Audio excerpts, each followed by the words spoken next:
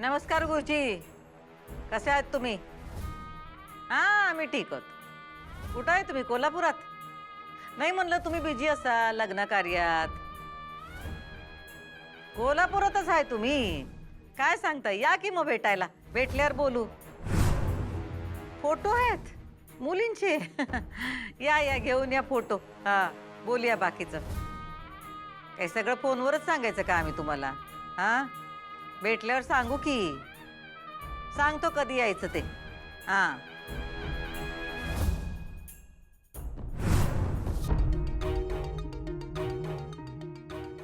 ताई आता पोरींचे फोटो कशापाई बघायला लागल्या आणि गुरुजीसनी कशापाई बोलवत्या. काय चाललं का हिच्या डोसक्यात? हिचं डोसकं एवढं फास्ट चालतंय का आपण विचार करीपर्यंत ही करून मोकळी बी होत्या. दुर्गे, तिचं काय चाललंय ते बघितलं पाहिजे, कारण माझ्या चंचीला या घरची राणी बनवायचं आहे मला. ते स्वप्न आहे माझं आणि ते म्या पूरक करणारच.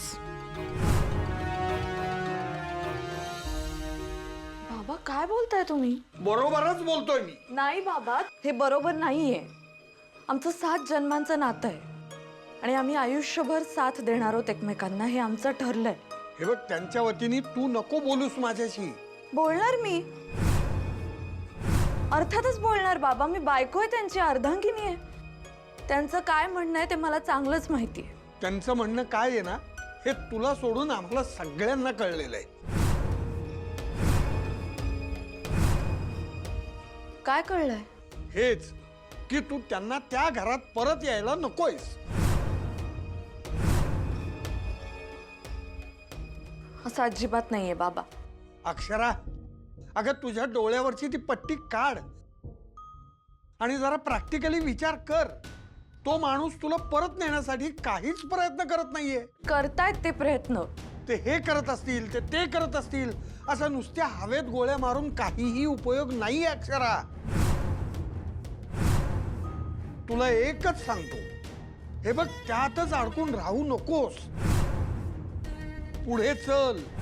पुढे चल म्हणजे? पुढे चल म्हणजे तू आता स्वतःचा आणि तुझ्या बाळाचा विचार कर. एकदा लग्न झालं की सगळं संपलं असं अजिबात नसतं. हे बघ, मी तुझ्या अधिपतींशी घाईघाईत लग्न लावून दिलं. ही चूकच झाली माझी. चूक झाली हे मान्य केलं ना तर ती सुधारता येते, नाहीतर चुकांची पुनरावृत्तीच होते. पण मला नाही असं वाटत बाबा. म्हणजे मला नाही वाटत की मी चूक केली अधिपतींशी लग्न करून. म्हणून तू माहेरी आहेस का आत्ता? म्हणून तुझ्या पोटातल्या बाळाच्या डोक्यावर बापाचं छत्र नाहीये का? आई, अहो ऐका ना, तुम्ही थोडं शांत व्हा ना. आपण बोलू ना या विषयावर नंतर. नंतर बोलून सत्य बदलणार आहे का विद्या? सत्य हेच आहे की हिच्या बाळाच्या डोक्यावर बापाचं छत्र नाही. बाबा अहो, अधिपतींना माहीतच नाहीये ते बाबा होणार आहेत. छत्र कुठून धरतील ते बाळाच्या डोक्यावर? का माहित नाही आहे का त्यांना? कारण इमोशनली ते तुझ्यासाठी अवेलेबल नाहीत, कधीच नव्हते. त्यांना फक्त त्यांचं घर, त्यांची आई याच्या पलीकडे काहीच दिसत नाही, कुणीच दिसत नाही. ज्याच्या घरात आयुष्यात तुला बायको म्हणून, माणूस म्हणून, सून म्हणून अजिबात स्थान नाही, अशा घरात तुला बाळाला जन्म द्यायचा? शिक्षणाची चाड नसलेल्या घरात तुझं बाळ वाढावं असं तुला वाटतं? यांना काय झालंय? हे का एवढे चिडतायत? असं का बोलताय तुम्ही बाबा? त्या घरात नाही तर मग कुठे वाढणार माझं बाळ? तो मुद्दा वेगळा आहे, ती आत्ता बोलण्याची गोष्ट नाहीये. म्हणजे? हे बघ अक्षरा, आत्ता मुद्दा हा आहे की तू त्या घराला कायमचा रामराम ठोकावास.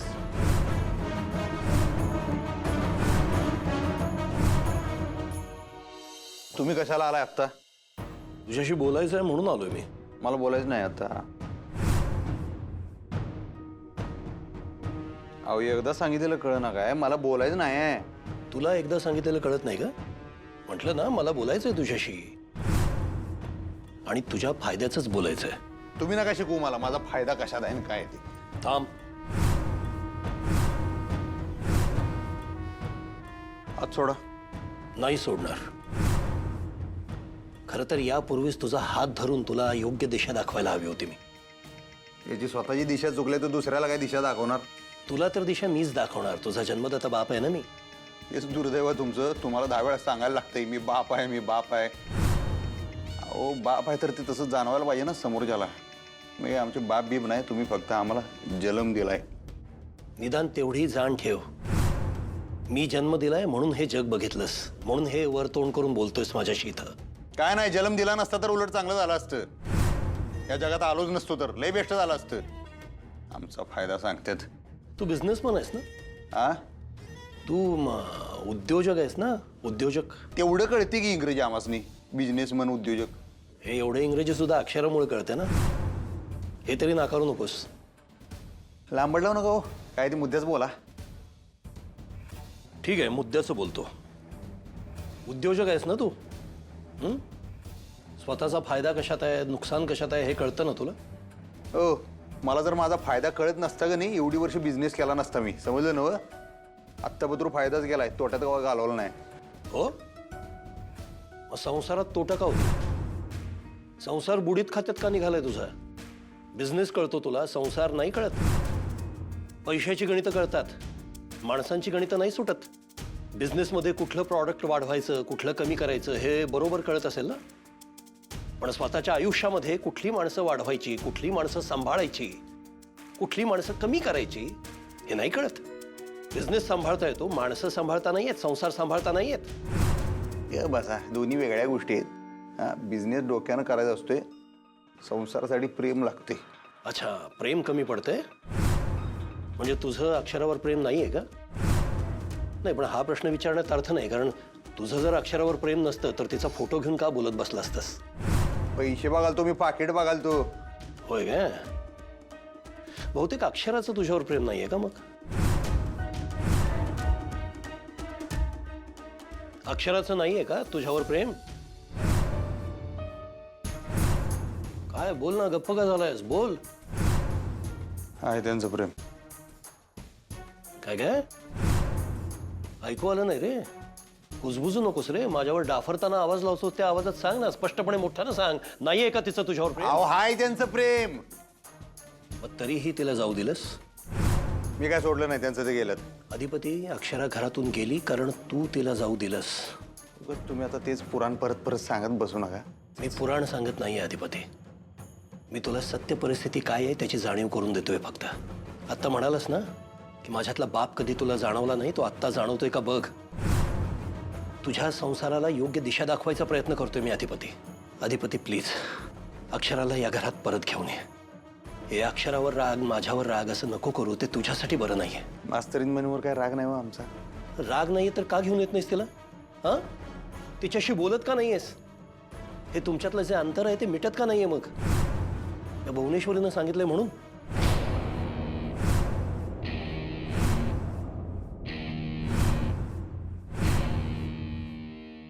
मी रामराम ठोकू माझ्या सासरला? हो, कारण त्यातच तुझं भलं आहे. बाबा काय बोलताय तुम्ही? हो, असं असं काय करताय? माझं मन, माझा जीव, माझी माणसं, माझे अधिपती सगळं त्या घरात आहे. आणि मी त्या घराला असं रामराम ठोकावं असं म्हणणं आहे तुमचं? काय म्हणालीस तू? माझी माणसं? कुठली ग तुझी माणसं? तुझा गळा धरतात ती, तुझ्यावर हल्ला करतात ती.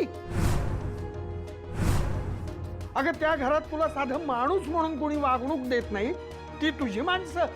तू त्या घरची लक्ष्मी आहेस आणि ऐन सणाच्या दिवशी त्यांनी तुझ्यावर हल्ला केला, ती ती तुझी माणसं. बाबा हे बघा, त्या भुवनेश्वरी मॅडम, दुर्गेश्वरी मॅडम त्यांनी कधीच मला आपलं मानलं नाही.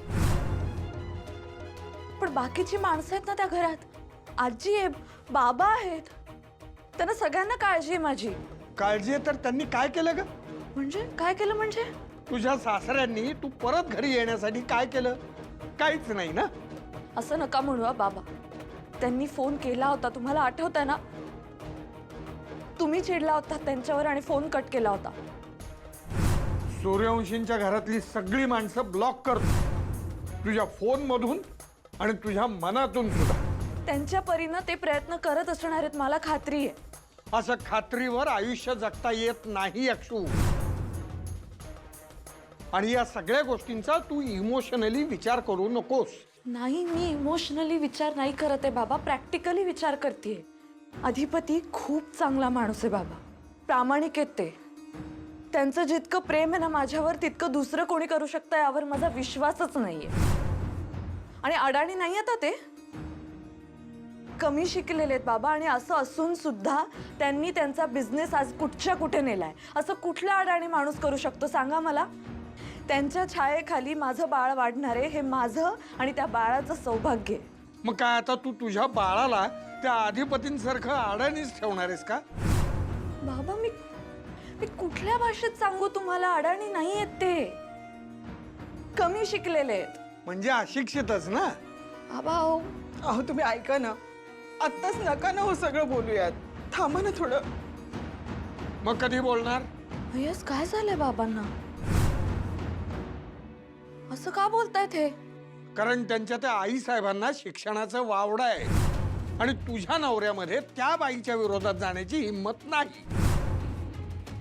नाही म्हणजे तुला जे काय मुलगा मुलगी जे काही होईल त्याला शिक्षणापासून वंचित ठेवायचं असेल असं जर तू ठरवलं असेल तर तुझी मर्जी. पण मला विचारशील तर मी एवढंच सांगेन की बास, खरंच सगळं बास. त्यांना तुझी कदरही नाहीये आणि गरजही नाहीये. त्यांनी तुझा कधी मानही ठेवलेला नाही. जिथे आपला मान ठेवला जात नाही तिथे अपमानित होण्यासाठी अजिबात जाऊ नये. आणि अशा घरामध्ये मूल वाढवण्यापेक्षा तू बाबा प्लीज असं नका बोलू, प्लीज. बोलणार मी, कारण मला तुझी काळजी आहे. कारण त्या घरात तू तुझं मूल वाढवण्यापेक्षा तू त्या घराला स्वतःहून तोडणं हे मला जास्त योग्य वाटतं.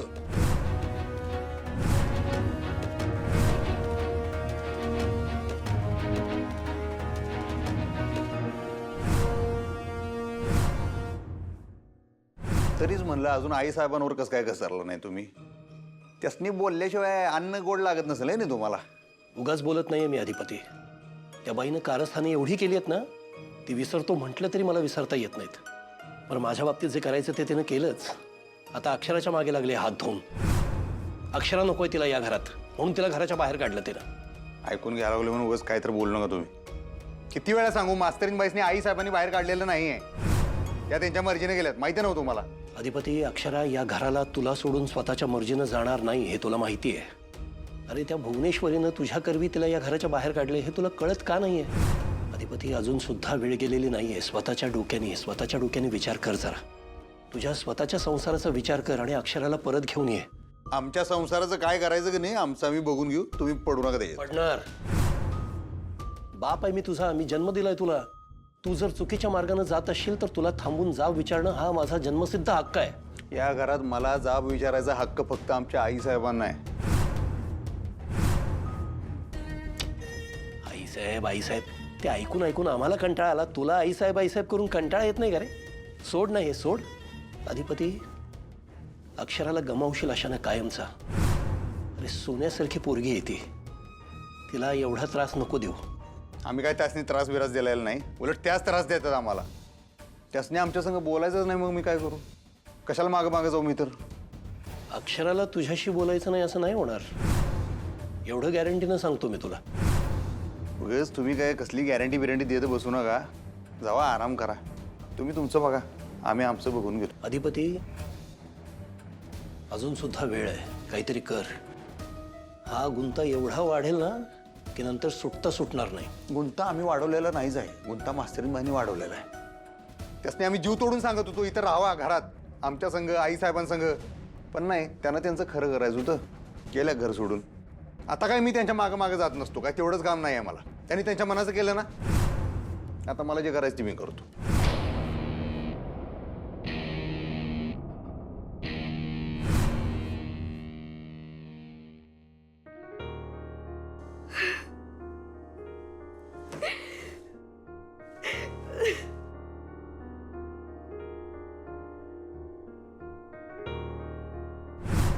अक्षू अक्षू ऐक ना, रडू नकोस ना ग. अगं शांत हो. शांत हो बरं. शांत हो, शांत हो, शांत. आई मी कशी शांत हो सांग मला. तू ऐकलंस ना बाबा काय बोलून गेले ते. अगं, नको घेऊस त्यांचं एवढं मनावर. ते सोडून दे सगळं त्यांचं बोलणं. अगं पण बोललेच का असं?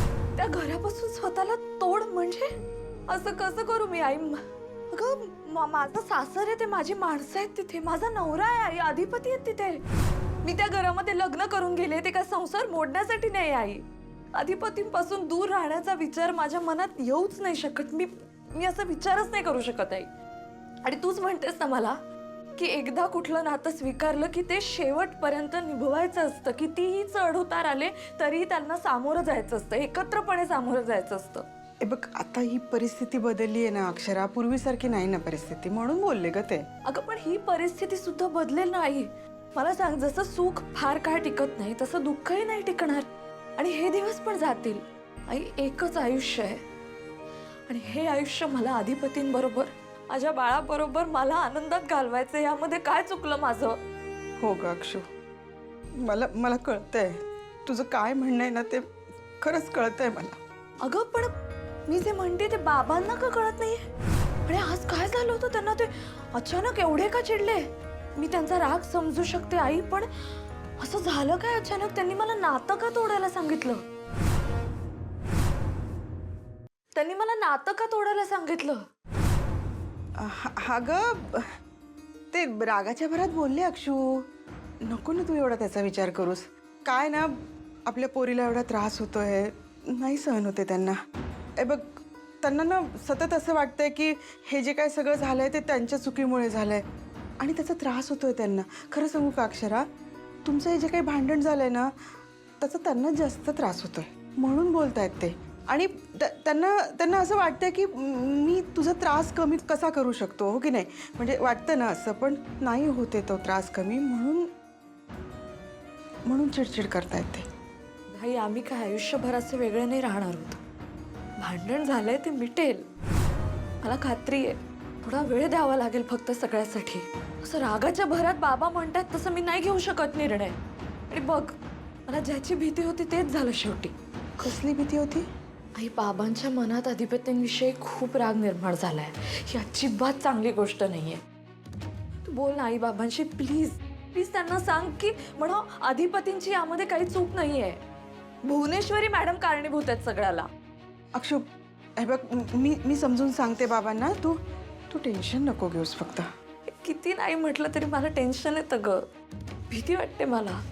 मी जितकं सोडवायचा प्रयत्न करते तितका हा गुंता वाढत का चाललाय? अक्षरा, ऐक ऐक ऐक, हे बघ, सगळं ठीक होईल. तू अजिबात काळजी करू नकोस. मी बोलते ना बाबांशी. हा आई,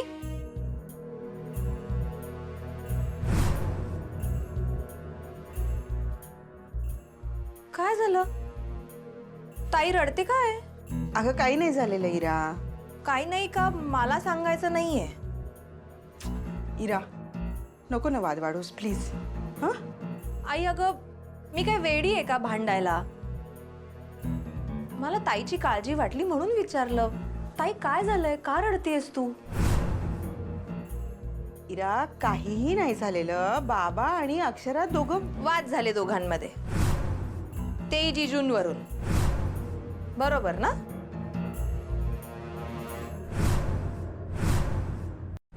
अधिपतींवरूनच वाद झाले ना तुमच्या दोघांमध्ये? दुसरा विषय कुठे आहे आपल्या घरामध्ये, नाही का? साहजिकच आहे सगळं. ताई, अगं तू आमचं का नाही ऐकत? त्यांच्या प्लीज मागे मागे जाऊ नकोस आणि एकदाचा काय तो विषय बंद कर.